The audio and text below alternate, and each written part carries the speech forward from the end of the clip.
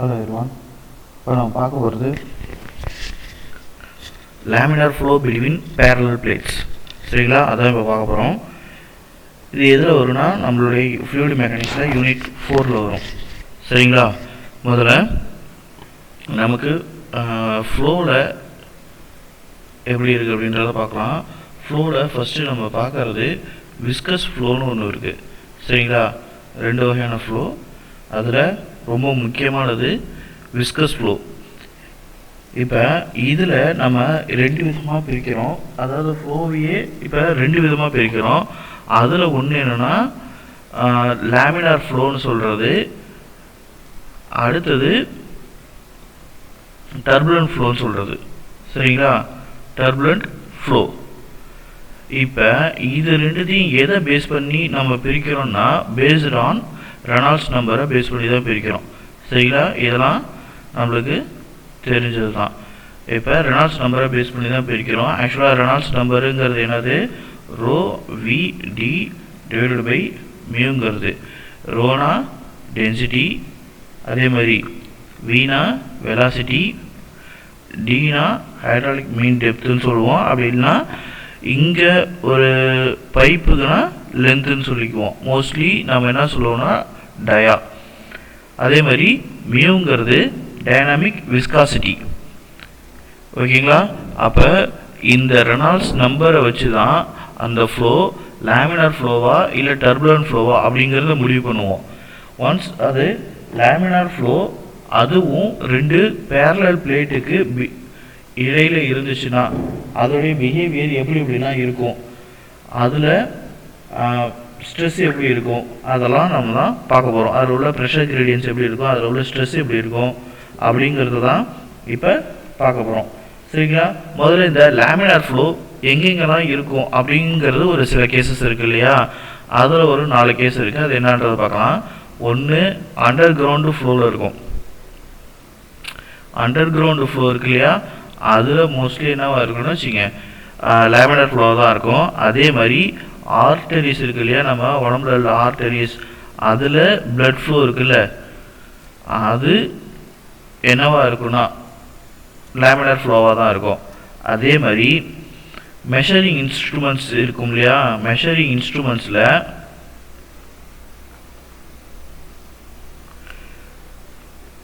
இப்போ ஆயிலெலாம் யூஸ் பண்ணியிருந்தாங்கன்னா அதில் உள்ள ஃப்ளோ எப்படி இருக்குமோ, ஃப்ளோ ஆஃப் ஆயில், அதில் உள்ள ஃப்ளோலாம் இருக்குது இல்லையா, அதெல்லாம் வந்து லேமினாராக தான் இருக்கும்.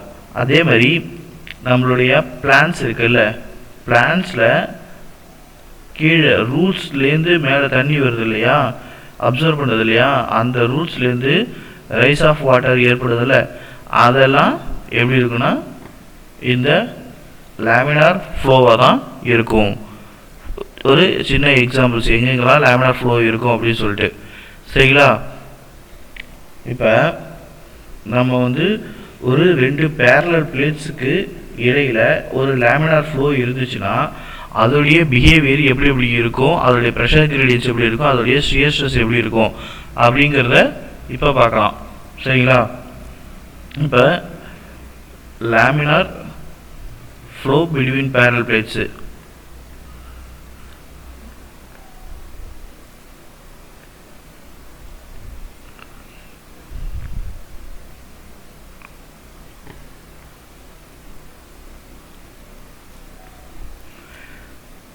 இப்போ என்ன எடுத்துக்கிறோன்னா ஒரு ரெண்டு பேரலல் பிளேட் இருக்குது.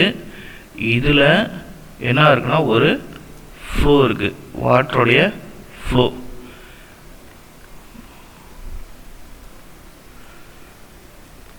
சரிங்களா, இந்த ரெண்டு பிளேட்டுக்கு இடைப்பட்ட இடத்துல ஒரு ஃப்ளோ இருக்கும்போது அதில் ஷீரிங் ஃபோர்ஸஸ் எப்படி எப்படி இருக்கும், ப்ரெஷர் கிரேடியன்ஸ் எப்படி இருக்கும் அப்படிங்கிறத கால்குலேட் பண்ண போகிறோம். இதில் ஃபுல்லாக ஃப்ளோ இருக்குது. இதில் நான் என்ன பண்ணுறேன், ஒரு குறிப்பிட்ட எலமெண்ட்டை மட்டும் எடுத்துக்கிறேன். ஒரு குறிப்பிட்ட எலமெண்ட்டை மட்டும் எடுத்துக்கிட்டு அந்த எலமெண்ட்டை நான் அனலைஸ் பண்ண போகிறேன். அதுக்கு நான் என்ன பண்ணுறேன்னா ஃபஸ்ட்டு அந்த குறிப்பிட்ட எலமெண்ட்டை மட்டும் தனியாக எடுத்து நான் வரைஞ்சிக்கிறேன். சரிங்களா, 3 டைமென்ஷன்ஸில்.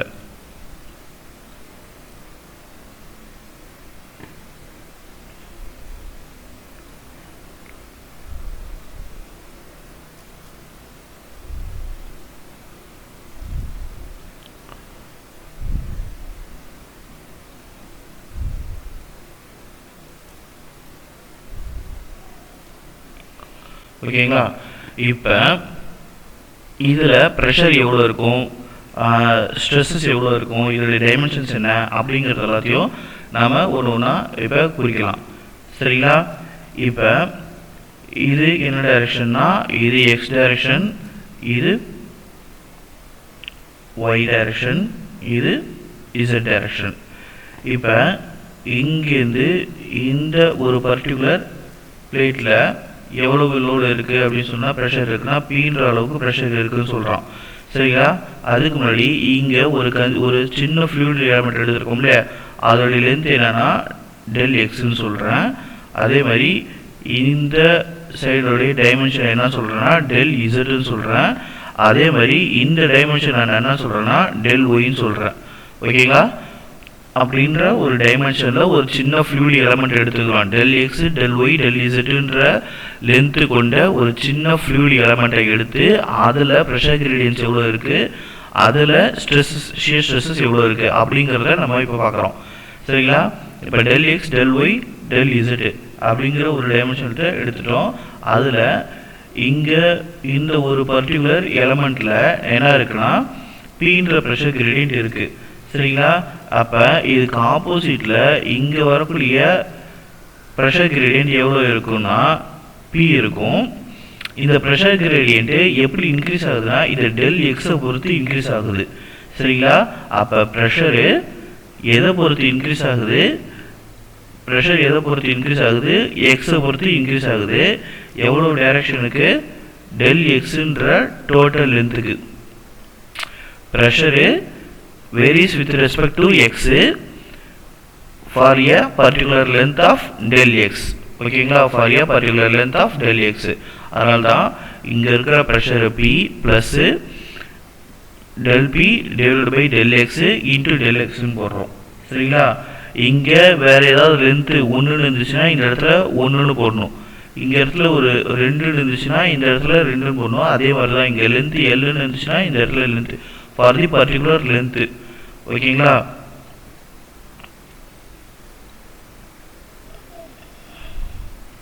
அதே மாதிரி அடுத்தது இங்கே ஸ்ட்ரெஸ்ஸஸ் எவ்வளோ இருக்குது, இப்போ ப்ரெஷர் கிரேடியன்ட் எவ்வளோன்றதை நம்ம குறிச்சிட்டோம். அதே மாதிரி ஸ்ட்ரெஸ்ஸஸ் எவ்வளோ இருக்குது அப்படிங்கிறத இப்போ குறிக்கணும். இப்போ ஸ்ட்ரெஸ் எவ்வளோ இருக்குன்னா இந்த ஸ்ட்ரெஸ்ஸு இங்கே டவுன்ற அளவுக்கு இருக்குது. சரிங்களா? டவுங்கிற அளவுக்கு இருக்குது. அப்போ இங்கே மேலே இருக்கக்கூடிய லேயரில் எவ்வளவு இருக்கும், இப்போ இங்கே டவுனா இது எவ்வளோ இருக்குது, டெல் ஒய்ன்ற இருக்குது. அப்போ இந்த டவ் என்ன பண்ணுது, டெல் ஒய்யை பொறுத்து வேரி ஆகுது. அப்போ டவ்வு ப்ளஸ் எதை பொறுத்து வேரி ஆகுது, இந்த டவ்வு ஒய்யை பொறுத்து வேரி ஆகுது. என்ன லென்த்துக்கு, டெல் ஒய்ன்ற லென்த்துக்கு. சரிங்களா? அப்போ இந்த மாதிரி இருக்குது. இப்போ இதை நம்ம என்ன பண்ணுறோம்னா எடுத்து அனலைஸ் பண்ணுறோம். இதை எல்லாத்தையும் நம்ம ஈக்குவேட் பண்ண போகிறோம். இப்போ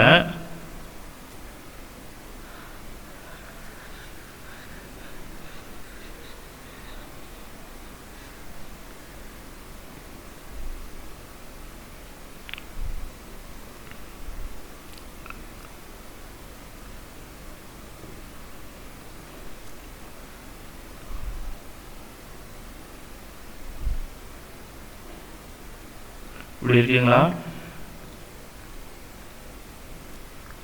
இதோடைய ஸ்ட்ரெஸ்ஸஸ் எவ்வளோ இருக்குது அப்படின்றத பார்க்கலாம். இப்போ இந்த ஒரு பர்டிகுலர் ரேஞ்சில் டவ் இருக்குது. அதே மாதிரி இந்த ஒரு பர்டிகுலர் ரேஞ்சில் டவ் ப்ளஸ் பாருங்கள் இப்படி வேரி ஆகுது. இதில் இந்த ஒரு இடத்துல பர்டிகுலர் டைரக்ஷனில் எவ்வளோ இருக்குன்னா டவ் இருக்குது. அதே மாதிரி ஒரு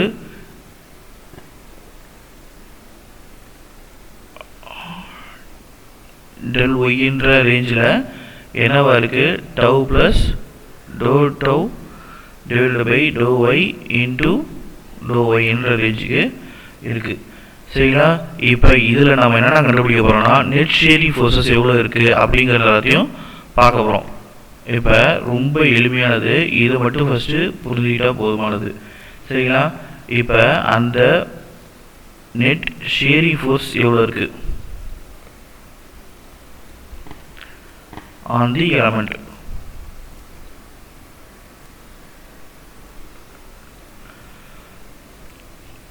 ஷியரிங் ஃபோர்ஸ் இது ஷியர் ஸ்ட்ரெஸ். இங்கே இருக்கிற டவுங்கிறது என்ன இருக்குது shear stress.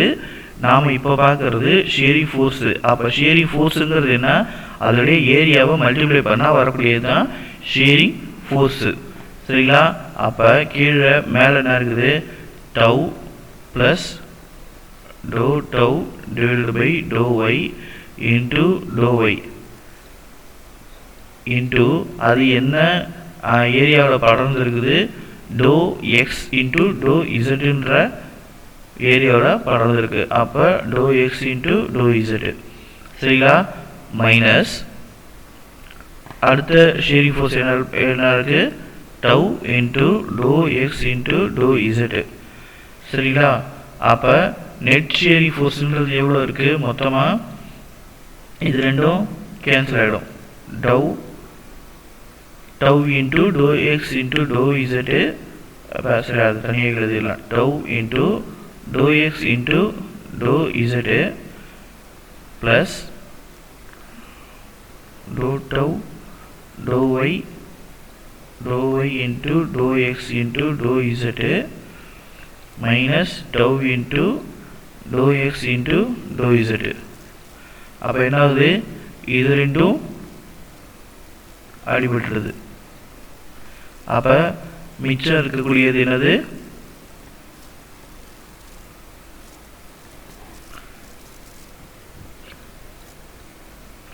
To tau into to Y into to y dou X into to z. இதுதான் மிச்சம் இருக்கக்கூடியது. அதே மாதிரி இப்போ நெட் ப்ரெஷர் எலமெண்ட் எவ்வளோ இருக்குன்றதை பார்க்கணும். Net pressure for the element.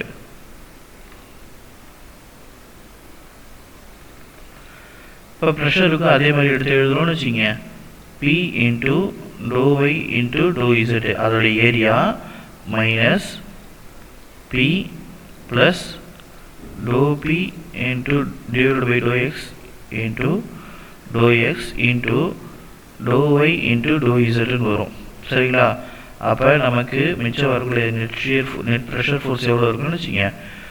Minus do P into to X into to X into to Y into do இசட்னு வரும். சரிங்களா? இப்போ நெட் ப்ரெஷர் ஃபோர்ஸும் நெட் ஷியர் ஃபோர்ஸும் என்ன இருக்குது அப்படிங்கிறத கண்டுபிடிச்சாச்சு. இப்போ என்ன பண்ணுறோன்னா நாம் ஒரு கண்டிஷன் ஏற்படுத்துகிறோம். அந்த கண்டிஷன் என்னன்னா for the flow to be steady and யூனிஃபார்மாகவும் ஸ்டெடி ஃப்ளோவும் இருக்கும்போது அங்கே என்ன இருக்காதுன்னா there will be no acceleration சொல்கிறாங்க. ஆக்சிலரேஷன் கண்டிப்பாக இருக்காது. சரிங்களா? அப்போ என்னவா இருக்குன்னா அந்த சம் ஆஃப் ஃபோர்ஸஸ் இருக்கு இல்லையா அது எல்லாமே ஜீரோக்கா ஈக்குவல் ஆகிடும். அப்போ the sum of forces must be zero. சரிங்களா? அப்போ sum of forces must be ஜீரோனா net shear force net pressure force இங்கே இருக்கிறது நமக்கு ரெண்டு தான். அப்போ to tau into to Y into to Y into to X into to Z ஒரு ஷியர் ஃபோர்ஸு. அதே மாதிரி அடுத்தது என்ன இருக்குது ப்ரெஷர் ஃபோர்ஸ் இருக்குது do P into to X into to X into to Y into to Z. இது ரெண்டுத்தையும் some பண்ணும்போது நம்மளுக்கு என்னவாக இருக்கணும்னா ஜீரோவாக இருக்கணும். அப்போ இது ரெண்டும் ஆட்டோமேட்டிக்காக ஈக்குவல் ஆகிடுது. அப்போ to tau into to Y into dou y into dou x into dou z equal to dou p divided by dou x into dou x into dou y into dou z ன்னு வந்துருச்சு. இப்போ என்னவா இருக்கும்?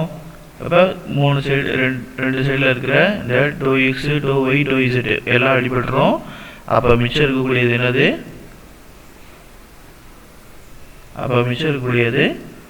dou tau divided by dou y equal to dou p divided by to x தான். சரிங்களா, இது ரொம்ப ரொம்ப முக்கியமானது. இப்போ laminar flow between parallel plates இருக்கும்போது ப்ரெஷர் கிரேடியண்ட்டுக்கும் ஒரு ஷியர் ஃபோர்ஸஸ்க்கும் உள்ள ரிலேஷன்றதை இப்போ நம்ம டெரைவ் பண்ணியிருக்கோம். சரிங்களா, கீழே இதுக்கான விளக்கத்தை எடுத்து எழுத வேண்டியதான். Pressure gradient in the direction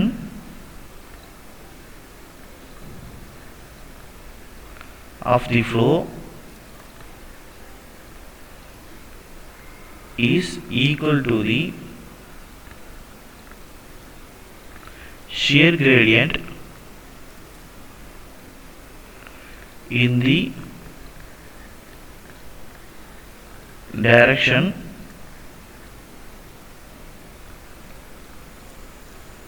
normal to the direction of flow. அதாவது ப்ரெஷர் கிரேடியன்ட் இந்த டைரக்ஷன் ஆஃப் ஃப்ளோங்கிறது என்னன்னா, ஃப்ளோ எப்படி இருக்குன்னா, ஒரு பெரிய பைப் இருக்குன்னா ஃப்ளோ எப்படி போகுதுன்னா அதுக்கு ப்ரெஷர் கிரேடியன்ட் எப்படி ஈக்குவலாக டைரக்ஷன் ஆஃப் ஃப்ளோவில் என்ன ஈக்குவலாக இருக்குன்னா ஷியர் கிரேடியன்ட் என்ன டைரக்ஷனில் இருக்கோ அதுக்கு நார்மலாக இருக்குன்றது அர்த்தம். சரிங்களா, ப்ரெஷர் கிரேடியன்ட் இந்த டைரக்ஷன் ஆஃப் ஃப்ளோனா இந்த பக்கம் போகிறது, அதில் உள்ள ப்ரெஷர் கிரேடியன்ட்டு அது எதுக்கு ஈக்குவலாக இருக்குன்னா ஷியர் கிரேடியன்ட் இந்த direction normal to the direction of flow. Normal to the direction of ஃப்ளோனா ஃப்ளோவுக்கு நார்மலாக இந்த பக்கம் எப்படி போகிறது. சரிங்களா, அதில் உள்ள ஷியர் கிரேடியன்ட்டுக்கு ஈக்குவலாக இருக்குது அப்படின்னு சொல்கிறாங்க. இவ்வளோதான் விஷயம். இது ரொம்ப ரொம்ப இம்பார்ட்டண்ட் ரிலேஷன். சரிப்பா, தேங்க்யூ.